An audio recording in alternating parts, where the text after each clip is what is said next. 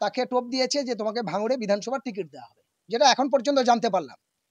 ও সেই আশাইতে বুক বেঁধেছে।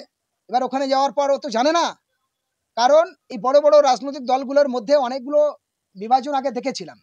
আমরা যতটা শুনেছি বিভিন্ন রকম হোয়াটসঅ্যাপ ফেসবুকে বা বিভিন্ন মানুষের কাছে, আজও ভাঙড়ে আমি গিয়েছিলাম, ঠিক রফিকুল ইসলামের পাড়াইতে বসলাম, সেখানে চা খেলাম, অনেকক্ষণ ধরে ছিলাম। ওখানে অন্য অন্য দু একজনের সাংবাদিকের সঙ্গে কথা হচ্ছিল। রাজীব ভাইকেও ফোন করেছিলাম, কিন্তু ফোনটা লাগছিল, আমার ফোনটা বেশ কয়েকদিন ধরে ডিস্টার্ব চলছে, যার জন্য করা যাচ্ছিল না। তো আজকে অনেকক্ষণ ধরে ছিলাম, প্রায় 20 মিনিট মতো ছিলাম। যা বুঝলাম ওখান থেকে, যেটা জানলাম, যে শওকত মোল্লা একাধিক জায়গায়, শুধু কংগ্রেসের মানুষ না, ভাঙড়ের জায়গায়, ভাঙড়ের মতো জায়গায় আইএসএফ অন্যান্য দলের মানুষদের বিভিন্ন রকম প্রথমে ভালোবেসে বলছে ঘর দেবো, এ দেবো, ও দেবো, চাকরি দেবো, কাজ দেবো, বেনিফিশিয়ারি লোন করিয়ে দেবো, কৃষি লোন করিয়ে দেবো, ইত্যাদি চাকরি দেবো। সেখানেও যখন হচ্ছে না, তারপরে ভয়, তোমার যদি কথা না শোনা হয় তাহলে কিন্তু তোর কেস দেবো, তুই জেলে থাকবি না বাইরে থাকবি। ঠিক এরকম একটা ধুমকি ধামকি দিয়ে এখন রফিকুল হাসানের যেটা ব্যাপার, রফিকুল ইসলাম সে প্রমোটিং এর কাজ করে, তার বেশ ভালো অর্থ শর্ত আছে, বেশ টাকা পয়সা আছে, সেই সূত্রে ধরে তাকে টোপ দিয়েছে যে তোমাকে ভাঙড়ে বিধানসভার টিকিট দেওয়া হবে, যেটা এখন পর্যন্ত জানতে পারলাম। ও সেই আশাইতে বুক বেঁধেছে। এবার ওখানে যাওয়ার পর ও তো জানে না, কারণ এই বড় বড় রাজনৈতিক দলগুলোর মধ্যে অনেকগুলো বিভাজন আগে দেখেছিলাম। যেমন আমি দেখেছিলাম এর আগে কাইজার, কাইজার অনেক স্বপ্ন দেখেছিল, অনেক বড় বড় কথা বলেছিল, জেলা পরিষদেও গেছিল, জিতেছিল, তারপরে তাকে লাথি মেরে সাইড, তার কোনো দাম নেই, তার অস্তিত্ব আর কেউ চেনে না। গেল। আপনি জানেন নানু হোসেন, দীর্ঘদিনের এই তৃণমূল কংগ্রেস জন্মলগ্ন থেকে তারা দল তৈরি করার মতো জায়গা ছিল, তাকেও জেলা পরিষদ রানিং মেম্বার থাকার পরেও তারা লাথি মেরে সরিয়ে দিয়েছিল। আবার তার ভারী দেখে আবার ফের সদিচ্ছায় আবার দলে ফিরেছিল। আরাবুল ইসলাম বর্তমানে, সে যখন শওকত মোল্লা সিপিএম এর হারমাত বলে পরিচিত ছিল, ঠিক সেই রকম সময় বুক চিতিয়ে লড়াই করে তৃণমূল কংগ্রেস দলটা তৈরি করার জন্য আরাবুল ইসলামের ভূমিকা যথেষ্ট অনেক বেশি ছিল। কিন্তু তারপরে সেই প্রথম তৃণমূল জন্মলগ্নের এমএলএ, কিন্তু সে এখন কোথায়? Out to service. কেন? এই দলে এরকম হয়, ক্ষমতায় থাকার পরে আমরা এর আগে সিপিএমকেও দেখেছি, শুধু তৃণমূলে হচ্ছে এমন কথা নয়, সিপিএমও দেখেছি বা অন্য দলেও দেখেছি, কংগ্রেসেও দেখেছি, এই জিনিসগুলো হচ্ছে, হয়।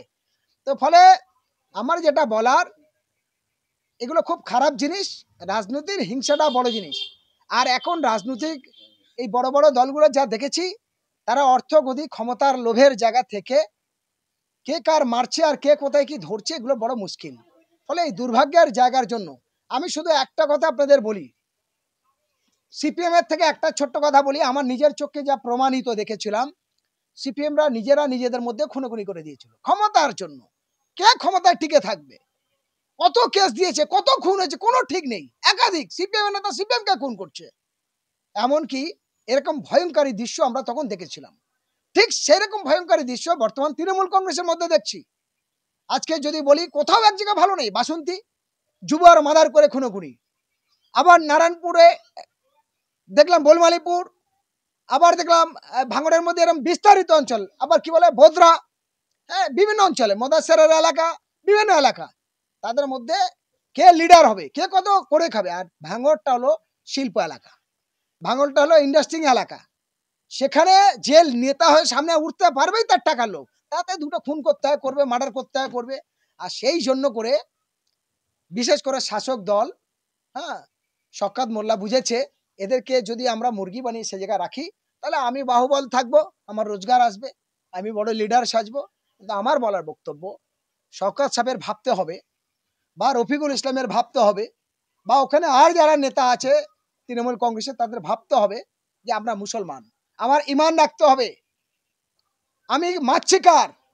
বিজেপির ৭৭টা এমএলএ, সেখানে তৃণমূলের কজন অবজারভার আছে? একজনও নেই। কেন নেই? বুঝতে হবে। পশ্চিমবঙ্গে ২৯৪টা বিধায়ক, তাহলে একটা বিধানসভা নিয়ে এত মাথা জমাতে কেন? এটা আমি তো, আমার মাথায় আসছে না। কারণ সে চর্চিত মুখ, সারা পশ্চিমবঙ্গে ২৯৪টা বিধায়কের মধ্যে একটাই মাত্র প্রতিবাদী মুখ বলে আমি মনে করি। এবং আমি রাজনৈতিক নেতা নয়, আমি একজন মানবাধিকার কর্মী, কিন্তু যেটা সত্য সেটা তো সত্য বলতে হবে, পানিকে পানি বলতে হবে। দুধকে দুধ বলতেই হবে ভাই। চুন মানে চুন খেয়ে গাল পুড়েছে, দই দেখে ভয় লাগলে হবে না। রাজনৈতিক নেতা একজন খারাপ বলে পুরো দল খারাপ নয়। তৃণমূলে সব খারাপ এটাও বলা যাবে না। এমনও কেউ আছে ভালো মানুষ আছে।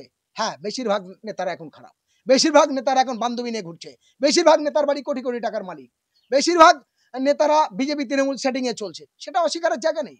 এটা প্রমাণিত হয়ে আসছে। ফলে সে জায়গা আলাদা ব্যাপার। কিন্তু বলার যেটা রফিকুলের যে ব্যাপারটা, তাকে ভবিষ্যতে খুন না হয়ে যায়। আমার যেটা আশঙ্কা যে রফিকুল হাসানের এই পদ থেকে সরানোর জন্য খুন না করে দেয়। এটা তৃণমূল গেম প্ল্যান হতে পারে রাজ্জাকের মতো। আমরা শুনেছি রাজ্জাক মোল্লার রাজ্জাকের ডাকা হয়েছিল, মিটিং হয়েছে, তারপর শুনলাম রাজ্জাকের একসঙ্গে মিটিং করে যাওয়ার পরে হঠাৎ আবার মারলোকে। যার শিল তার নড়া, তার ভাঙছে দাঁতের গোড়া। নিজেদের গোষ্ঠীদ্বন্দ্ব লড়াই সেটা আইএসএফের ঘাড়ে চাপিয়ে দিচ্ছে। ফলে রাজনৈতিক হিংসা এগুলো চলে।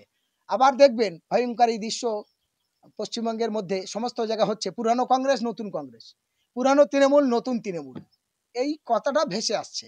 এখন আমরা যেটা দেখলাম, বিশেষ করে আমি দক্ষিণ চব্বিশ পরগনা মানুষ, দক্ষিণ চব্বিশ পরগনার আমি ক্যানিং পূর্বে শুনলাম পুরানো যারা তৃণমূল কংগ্রেস তারা আলাদা মিটিং করবে। আজকেরই আমার কাছে কয়েকজন ফোন করেছিল। আমি শুনলাম ক্যানিং পশ্চিমে পুরানো তৃণমূল যারা, তারা নতুন করে মিটিং করবে। ভাঙড়ে পুরানো যারা তৃণমূল তারা নতুন করে আলাদাভাবে মিটিং করবে।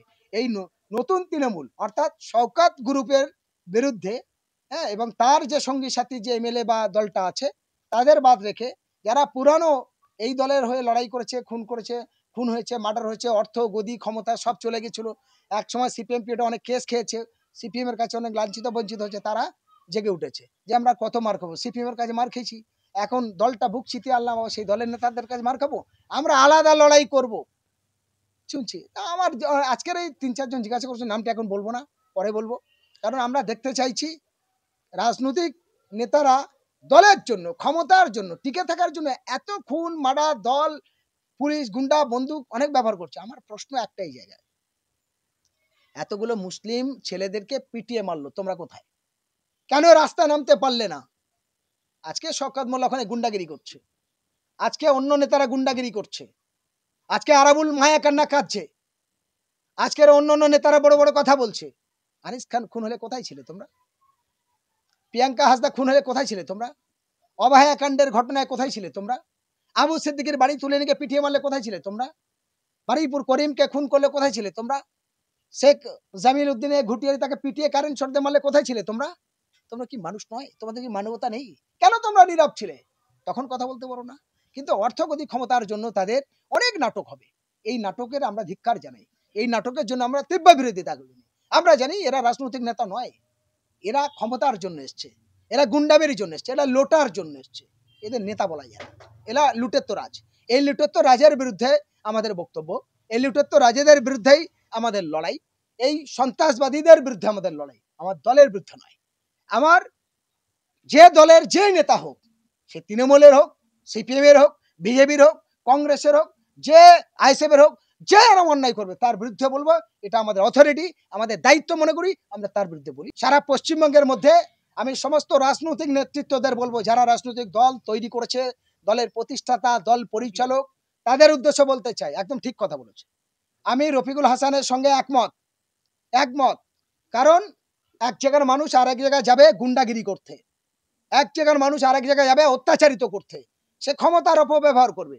যেখানকার ভূমিপুত্র সেখানে থাকলে মায়ের কান্নার থেকে বাচ্চা যখন কাঁদে, তার মায়ের দরদ বেশি লাগে না পালিত মা বা ওই আপনার দূরের মানুষের মায়া বেশি লাগে? মায়ের দরদ মাসি দেখালে হয় না। ফলে ভাঙড়ের যে কোনো ভূমিপুত্র ভাঙড়ের প্রার্থী হওয়াটাই যথেষ্ট। এটা ঠিক কথা বলেছে। এইবার আপনি যদি বলেন যে যদি এরকম হয়, তাহলে নওশাদ সিদ্দিকী তো ভাঙড়ের মানুষ নয়, নওশাদ সিদ্দিকী তো অমুক জায়গার মানুষ। দেখেন তার সবে জন্মে ফুল ফুটেছে, সবে দল তৈরি হয়েছে, ভোটের 2 মাস আগে, তারপর দল প্রতিষ্ঠিত করে তার একটা সিট বাছাই করে বুঝাচ্ছে এই জায়গাটা হবে, আর এখানকার সমস্ত মানুষ চেয়েছে যে তুমি এখানে দাঁড়াও, সেসব দাঁড়িয়েছে।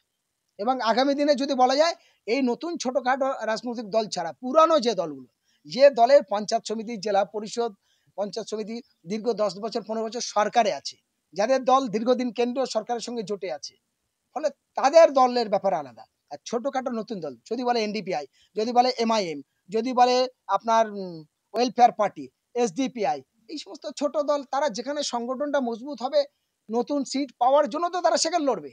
তবে এটা তাদের একটু ভাবনা চিন্তা করে আগাচ্ছে। এটা তাদের ব্যাপার। কিন্তু আমাদের যেটা বলার বক্তব্য, হিংসা, সন্ত্রাস, গুন্ডামি, লুট যেখানে হবে সেখানে আমরা যাব।